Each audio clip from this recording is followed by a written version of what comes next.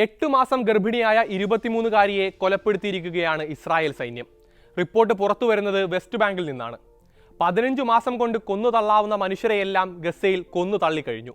ജീവൻ നഷ്ടപ്പെട്ടവരുടെ കൂട്ടത്തിൽ പിഞ്ചു കുഞ്ഞുങ്ങളുമുണ്ട്. അംഗഭംഗം വന്നും അനാഥരായും നിരവധി കുഞ്ഞുങ്ങൾ വേറെയും ഗസയിൽ ജീവിക്കുന്നു.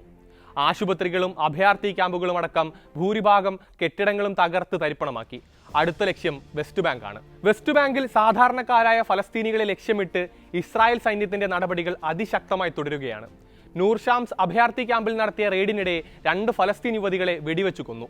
സുന്തോസ് ജമാൽ കൊല്ലപ്പെടുമ്പോൾ 8 മാസം ഗർഭിണിയായിരുന്നു. റഹാഫ് എന്ന 21-കാരിയാണ് കൊല്ലപ്പെട്ട മറ്റൊരാൾ. പ്രദേശത്ത് തീവ്രവാദികൾ കയറിക്കൂടിയിട്ടുണ്ട് എന്ന് പറഞ്ഞാണ് സാധാരണക്കാരുടെ വീടുകളിലേക്ക് വാതിലുകൾ തല്ലി തകർത്ത് ഇസ്രായേൽ സൈന്യം കടന്നുകയറുന്നത്.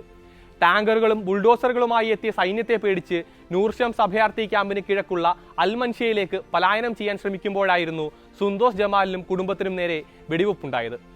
സുന്തോസിനും ഭർത്താവിനും ഗുരുതരമായി പരിക്കേറ്റു.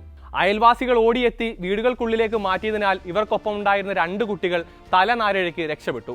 വെടിയേറ്റുപിടഞ്ഞ ദമ്പതികളെ ആശുപത്രിയിലേക്ക് മാറ്റാനും ഇസ്രായേൽ സൈന്യം അനുവദിച്ചില്ലെന്ന് ദൃക്സാക്ഷികൾ പറയുന്നു. ഫെബ്രുവരി 9 ഞായറാഴ്ച പുലർച്ചെയായിരുന്നു ആക്രമണം. 2 തവണ ആംബുലൻസ് എത്തിയെങ്കിലും പരിക്കേറ്റവരുടെ അടുത്തേക്ക് പോകാൻ പോലും സൈന്യം അനുവദിച്ചില്ല.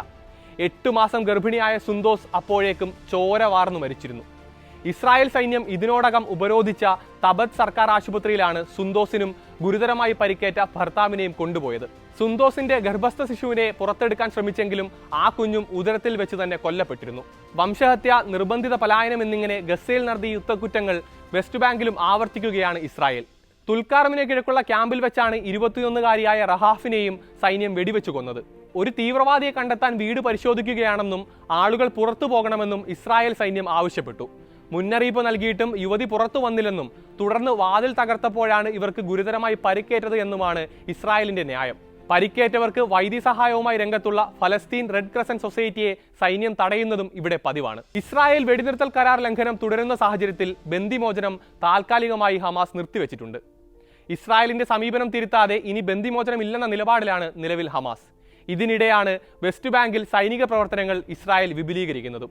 ജെനിൻ, തുൾക്കരീമിലെ ക്യാമ്പുകൾ, തുബാസ് ഗവർണേറ്റിലെ ഫാറ എന്നിവിടങ്ങളിൽ കഴിഞ്ഞ ഏതാനും ആഴ്ചകളിലായി 26,000 ഫലസ്തീനികൾ പലായനം ചെയ്തിട്ടുണ്ട്. ജനുവരി 21-നാണ് ഇസ്രായേലി സൈന്യവും പോലീസും രഹസ്യാന്വേഷണ വിഭാഗങ്ങളും ജെനിനിൽ ഭീകരവിരുദ്ധ പ്രവർത്തനം എന്ന പേരിൽ സൈനിക നടപടി ആരംഭിക്കുന്നത്. നടപടിയിൽ നിരവധി ഭീകരർ കൊല്ലപ്പെട്ടതായും സംശയം തോന്നുന്നവരെ കസ്റ്റഡിയിലെടുത്തതായും ഇസ്രായേൽ സൈന്യം അവകാശപ്പെടുന്നുമുണ്ട്. എന്നാൽ പുറത്തുവരുന്ന റിപ്പോർട്ടുകളെല്ലാം സാധാരണക്കാരുടെ കൊലപാതകമാണ് തുറന്നുകാട്ടുന്നത്. വെസ്റ്റ് ബാങ്കിലെ സൾഫിത്തിന് വടക്കുള്ള മാർദ ഗ്രാമത്തിലേക്ക് സൈന്യം കടന്നതായും പുതിയ റിപ്പോർട്ടുകൾ പുറത്തുവരുന്നുണ്ട്. കഴിഞ്ഞ മാസം ഗസയിൽ നിലവിൽ വന്ന വെടിനിർത്തലിന് ശേഷവും ഫലസ്തീനികൾ കൊല്ലപ്പെടുന്നതായി അന്താരാഷ്ട്ര മനുഷ്യാവകാശ സംഘടനകൾ റിപ്പോർട്ടിൽ വ്യക്തമാക്കുന്നു. ഇതുവരെ 110 പേർ കൊല്ലപ്പെട്ടതായാണ് കണക്കുകൾ.